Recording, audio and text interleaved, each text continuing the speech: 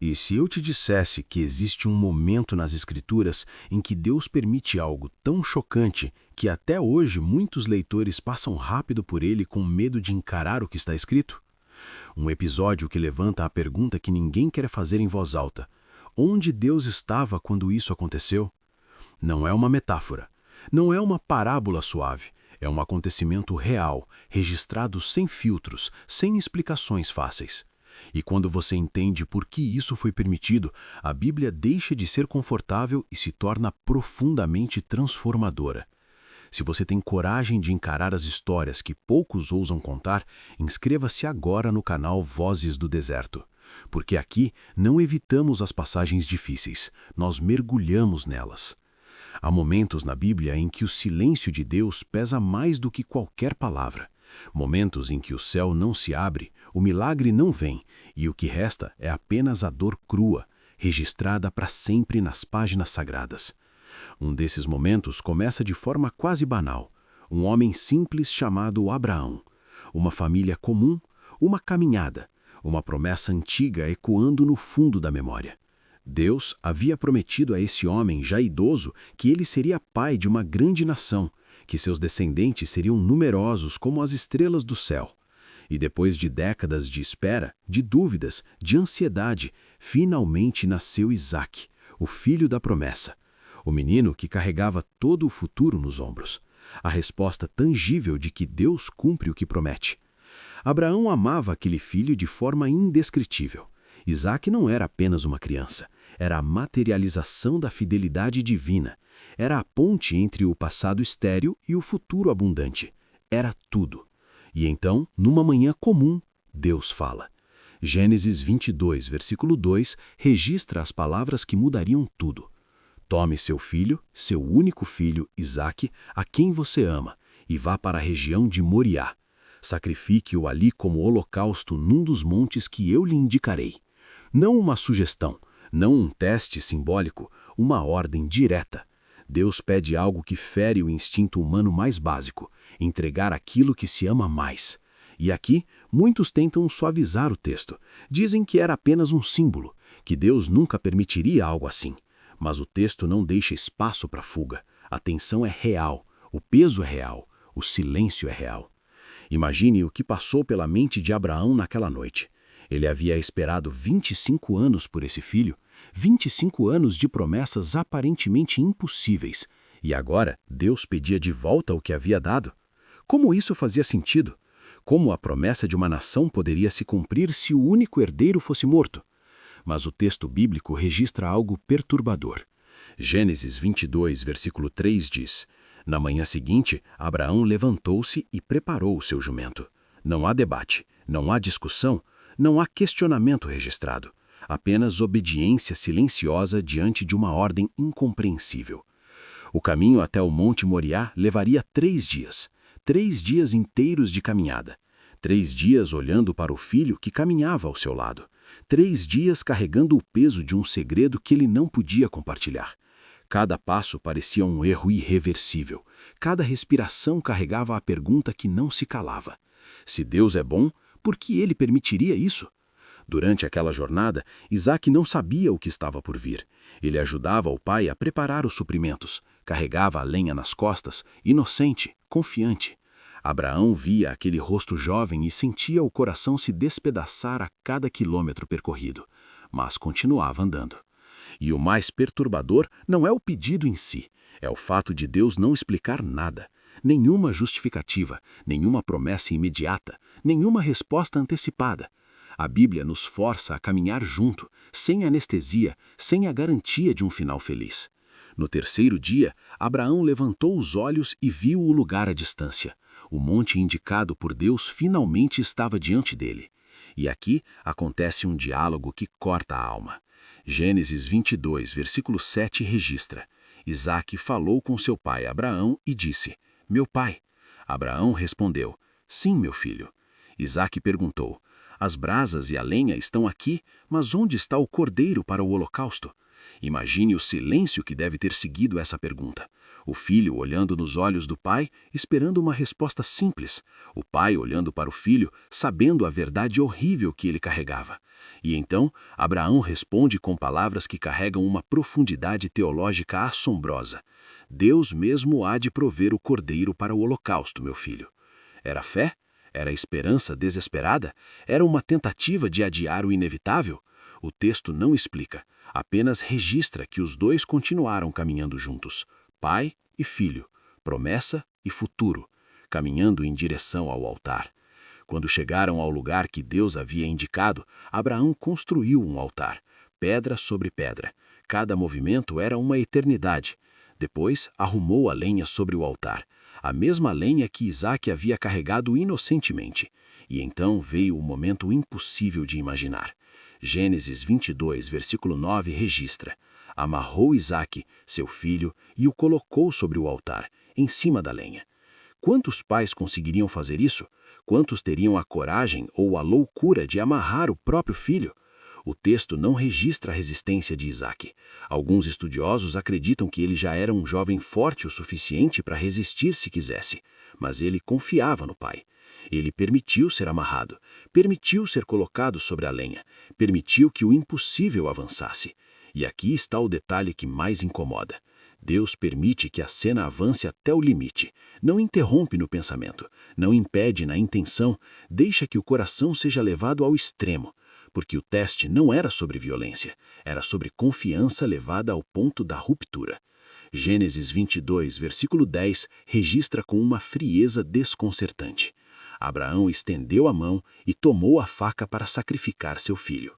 A mão que havia abençoado aquela criança desde o nascimento, agora segurava uma lâmina sobre ela. O homem que havia esperado décadas por esse filho, agora estava prestes a devolvê-lo a Deus da forma mais brutal imaginável. É nesse ponto que muitos fecham a Bíblia, porque esse episódio nos obriga a encarar algo assustador.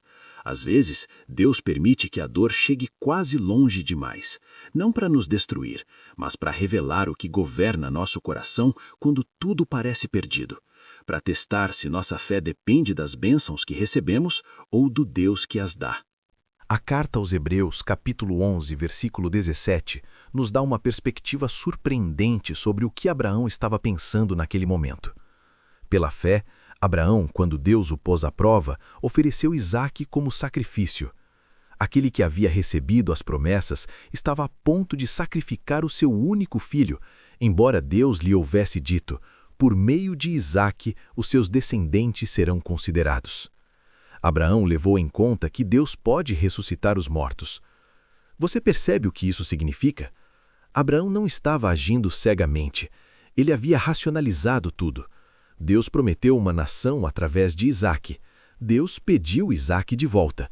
A única forma de ambas as coisas serem verdadeiras seria Deus ressuscitar Isaque dentre os mortos.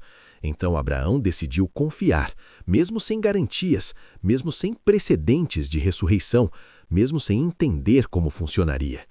E foi exatamente nesse ponto, no milésimo de segundo antes do irreversível, que a intervenção aconteceu.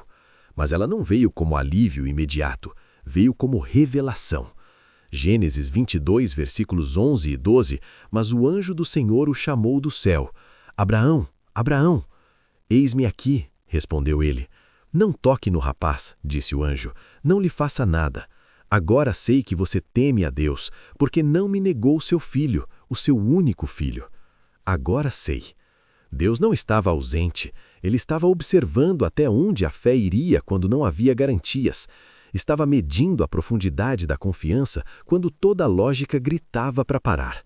Estava revelando algo sobre Abraão que talvez nem o próprio Abraão soubesse até aquele momento. E então acontece algo extraordinário. Abraão levantou os olhos e viu um carneiro preso pelos chifres num arbusto. Foi lá, pegou-o e sacrificou-o como holocausto em lugar de seu filho. Abraão chamou aquele lugar "O Senhor proverá". Lembra da resposta que Abraão havia dado a Isaque dias antes? Deus mesmo há de prover o cordeiro. Não era apenas esperança vazia, era profecia, era revelação. Deus de fato proveu, não porque foi forçado, mas porque esse sempre foi o plano. Esse episódio não fala sobre morte, fala sobre renúncia total. Fala sobre confiar em Deus mesmo quando ele parece estar pedindo o impossível. E por isso ele ecoa em toda a Bíblia, criando um paralelo que não pode ser ignorado. Anos depois, séculos depois, outro filho caminharia carregando madeira. Não lenha para um altar distante, mas uma cruz. Outro silêncio tomaria o céu, não por 3 dias de caminhada, mas por 3 horas de agonia. Mas dessa vez não haveria interrupção, não haveria carneiro substituto, não haveria voz do céu dizendo, pare, já basta. E aqui está o detalhe que muda tudo. No primeiro episódio, Deus impede o sacrifício. No segundo, ele permite. Não porque ama menos, mas porque ama de forma profunda demais para nos poupar da verdade. A carta aos Romanos, capítulo 8, versículo 32, faz a conexão impossível de ignorar. Deus não poupou o seu próprio filho, mas o entregou por todos nós. Abraão não precisou sacrificar Isaque, mas Deus sacrificou Jesus. Abraão teve seu filho devolvido. Deus permitiu que o seu fosse morto. O carneiro apareceu para Isaque, mas Jesus foi o cordeiro. O Monte Moriá foi palco de um livramento. O Monte Calvário foi palco de uma morte real. Por que Deus permitiu que Abraão chegasse tão perto? Porque esse episódio não era apenas sobre testar a fé de um homem. Era sobre revelar, em miniatura, o que Deus mesmo faria no futuro. Era sobre mostrar que o maior ato de amor envolve a maior entrega. Era sobre preparar a humanidade para entender que Deus conhece exatamente a dor que Ele pede que confiemos a Ele, porque Ele mesmo passou por ela. Quando Abraão amarrou Isaque, ele estava encenando uma dor que Deus experimentaria de verdade. Quando Isaque carregou a lenha, ele estava prefigurando Jesus carregando a cruz. Quando o carneiro apareceu preso pelos chifres, ele estava apontando para o Cordeiro de Deus que tira o pecado do mundo. Tudo estava conectado. Tudo tinha um propósito maior. João Batista, séculos depois, ao ver Jesus se aproximando, não disse, aí vem o Messias. Ele disse, registrado em João capítulo 1, versículo 29, eis o Cordeiro de Deus que tira o pecado do mundo. Ele estava fazendo a conexão. Ele estava lembrando que desde o princípio, desde Abraão e Isaque, Deus estava preparando o caminho para a provisão final. Por que Deus permitiu isso afinal? Porque a Bíblia não é um livro feito para conforto superficial. Ela é um espelho brutal da condição humana e da profundidade do amor divino. Deus permite certos episódios chocantes não para normalizar a dor, mas para revelar que o amor verdadeiro sempre passa pelo risco, pela entrega e pelo silêncio. Esse episódio existe para nos lembrar que fé não é controle. Não é ter todas as respostas. Não é entender cada movimento de Deus. Fé é confiança quando tudo parece errado. É continuar andando quando a lógica diz para parar. É acreditar que Deus proverá mesmo quando você não vê de onde virá a provisão. Hebreus capítulo 11, versículo 1, define fé de uma forma que se encaixa perfeitamente nessa história. Ora, a fé é a certeza daquilo que esperamos e a prova das coisas que não vemos. Abraão não via como Deus resolveria aquilo, mas ele tinha certeza de que Deus resolveria. Essa é a essência da fé. E talvez a pergunta nunca tenha sido por que Deus permitiu isso. Talvez a pergunta real seja, o que essa história revela sobre até onde Deus foi por nós? Se Abraão estava disposto a entregar seu único filho porque confiava em Deus, quanto mais Deus estava disposto a entregar seu único filho porque nos amava. O paralelo é claro demais para ser coincidência. Monte Moriá e Monte Calvário, Isaque e Jesus, carneiro e cordeiro, livramento e sacrifício, teste e cumprimento. A história de Abraão não era o fim, era apenas o ensaio para o ato principal. E aqui está o ponto que muitos perdem. Deus não pediu a Abraão algo que ele mesmo não estava disposto a fazer. Ele não testou a fé de um homem com uma exigência que ele mesmo evitaria. Pelo contrário, Deus mostrou a Abraão exatamente o que custaria a redenção da humanidade. Mostrou que amar de verdade envolve risco real, dor real, entrega real. 2 Coríntios, capítulo 5, versículo 21, resume o custo dessa entrega. Deus tornou pecado por nós aquele que não tinha pecado, para que nele nos tornássemos justiça de Deus. O cordeiro que Abraão não precisou sacrificar foi sacrificado por Deus em nosso lugar. Não houve interrupção de última hora, não houve carneiro substituto. Jesus foi até o fim. Talvez essa seja a parte mais perturbadora das Escrituras, não pelo que aconteceu com Abraão e Isaque, mas pelo que ela revela sobre quem Deus é e sobre quem nós somos quando tudo é tirado. Quando a promessa parece contradizer a ordem, quando o amor exige a renúncia, quando a fé precisa andar sem ver o caminho. Se essa história te incomodou, é porque ela não foi escrita para ser ignorada, ela foi escrita para ser sentida, para penetrar nas camadas mais profundas da nossa compreensão sobre Deus, para nos confrontar com a verdade de que servimos a um Deus que conhece exatamente o que Ele pede, porque Ele mesmo pagou o preço maior. Você acredita que Deus ainda permite silêncios assim hoje? Momentos em que Ele parece ausente, em que as respostas não vêm, em que a dor avança sem interrupção? Ou será que o maior teste é continuar confiando quando não há respostas, quando o carneiro não aparece, quando o alívio não chega? A verdade é que a história de Abraão e Isaque não é apenas história antiga. Ela se repete em cada vida que escolhe confiar em Deus apesar das circunstâncias. Em cada pai que entrega um filho aos cuidados divinos, em cada pessoa que abre mão do que ama porque acredita que Deus tem um plano maior. Em cada momento em que escolhemos crer que Deus proverá, mesmo sem ver como. E no fim, a maior revelação não é sobre Abraão, é sobre Deus. Um Deus que testa, sim, mas também provê.